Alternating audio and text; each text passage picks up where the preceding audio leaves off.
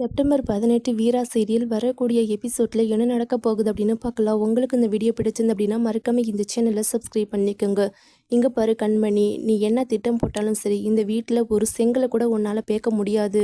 நான் இப்போ உன் தங்கச்சி மட்டும் இல்லை, இந்த வீட்டோட மருமக அப்படிங்கிற உரிமையோட நீ என்ன திட்டம் போட்டாலும் சரி அதை முன்ன நின்று தடுக்கிறது நானாக தான் இருப்பேன். அதனால உன்னோட மனசை மாத்திட்டு நல்ல பிள்ளையா இந்த குடும்பத்தோட நல்ல மருமகளா வாழத்துக்க பாரு அப்படின்னு சொல்றாங்க.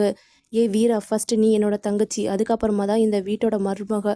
அதெல்லாம் முன்ன, இப்போ நான் இந்த வீட்டோட மருமக. நீ என்ன செஞ்சாலும் சரி இந்த வீட்டோட மருமகளா நானும் உன்னை எதிர்த்து நிற்கிறதுக்கு கொஞ்சம் கூட தயங்க மாட்டேன் அப்படிங்கிற மாதிரி சொல்றாங்க.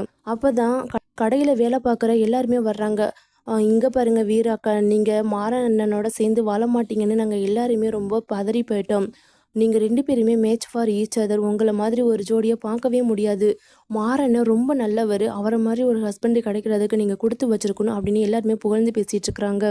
கண்மணி மேடம், நீங்கள் இருக்கும்போது எதுக்காக ஃபஸ்ட் நைட்டுக்கு ரூம் எல்லாம் ரெடி பண்ணுறதுக்காக வள்ளி மேடம் எங்கள் எல்லாரையுமே வர வச்சாங்கன்னு தெரியலையே அப்படின்னு அங்கே வந்திருக்கிற எல்லா லேடிஸுமே வந்து சொல்கிறாங்க. என் அக்காவுக்கு ரொம்ப டயர்டாக இருக்குதான், அதனால் நான் அவளுக்கு ரெஸ்ட் கொடுத்துட்டேன், நான் தான் உங்கள் எல்லாரையுமே வர சொன்னேன் அப்படிங்கிற மாதிரி வீரா வந்து சொல்கிறாங்க. கண்மணி எதுவுமே பேச முடியாமல் அங்கேருந்து போயிடுறாங்க. ரூமை டெக்கரேஷன் பண்ணிக்கிட்டு இருக்கிறப்ப மாறன் அவங்களுடைய ரூமுக்குள்ளே போகிறாங்க. அண்ணே, நானும் இப்படி தானே ஒரு பொண்ணை கல்யாணம் பண்ணிக்கலான்னு லவ் பண்ணினேன். கடைசியில் அந்த பொண்ணு வேற ஒரு பையனை கல்யாணம் பண்ணிட்டு போயிட்டா. கடைசியில் அந்த கல்யாணத்துக்கு போயிட்டு நான் விருந்து சாப்பிட்டுட்டு தான் வந்தேன் அப்படிங்கிற மாதிரி சொல்லிட்டு இருக்காங்க. உங்களோட தைரியம் யாருக்குன்னே இருக்கும். வேற யாருக்கும் கல்யாண ஏற்பாடெல்லாம் பண்ணுற மாதிரி முன்ன நின்று எல்லா ஏற்பாடுமே பண்ணிட்டு கடைசியில் நீங்களே வீரா அக்காவுடைய கழுத்தில் தாலியை கட்டிட்டீங்க.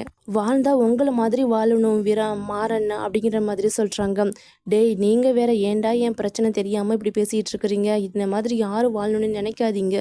அன்னைக்கு போலீஸ் ஸ்டேஷனில் இருக்கிறப்ப வீரா மட்டும் வராமல் இருந்திருந்தா இன்றைக்கி நீங்கள் ஃபஸ்ட் நைட்டுக்கு இல்லை, என் சாவுக்கு தான் இன்றைக்கி நீங்கள் ரெடி பண்ணியிருக்கணும் இந்த பூ அலங்காரம் எல்லாமே அப்படிங்கிற மாதிரி சொல்லிட்டு இருக்கிறாங்க. வீராவை ஃபஸ்ட் நைட்டுக்கு ரெடி பண்ணிக்கிட்டு இருக்கிறாங்க அங்கே வந்திருக்கிற எல்லா லேடிஸுமே. அப்போ தான் வள்ளி வர்றாங்க. சீக்கிரமாகவே நீ இந்த வீட்டில் ஒரு பேரப்பிள்ளையை பெற்று கொடுக்கணும், அப்போ தான் இந்த குடும்பத்தில் இருக்கிற எல்லா திருஷ்டியுமே போகும், எல்லாருமே சந்தோஷப்படுவாங்க, நானும் நிம்மதியாக இருப்பேன்.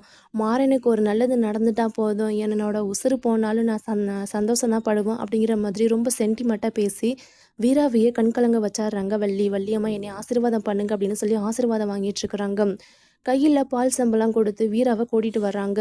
சரி, இப்போ வீரா உள்ளே வந்தால் நம்ம எப்படியெல்லாம் ரியாக்ஷன் பண்ணுறது அப்படிங்கிற மாதிரி ஒரு கற்பனையில் மாறன் வந்து நின்றுட்டுருக்குறாங்க. வீரா அப்போ தான் கதவை திறந்து உள்ளே வர்றாங்க. மாறனுக்கிட்ட பால் சம்பளம் கொடுக்குறாங்க.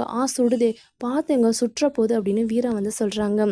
அதுக்கப்புறமா மாறன் வந்து நின்றுட்டுருக்கிறப்ப மாறனுடைய காலில் விழுந்து ஆசீர்வாதம் வாங்குறாங்க. இல்லை போதும் எதுக்காக நீ இப்படிலாம் பண்ணிட்டு இருக்கிற, அதெல்லாம் அந்த காலம் அப்படின்னு சொல்லிட்டு வீராவை கூட்டிகிட்டு போய் கட்டில் உட்கார வைக்கிறாங்க. மாறன்னு பக்கத்தில் உட்காடுறாங்க.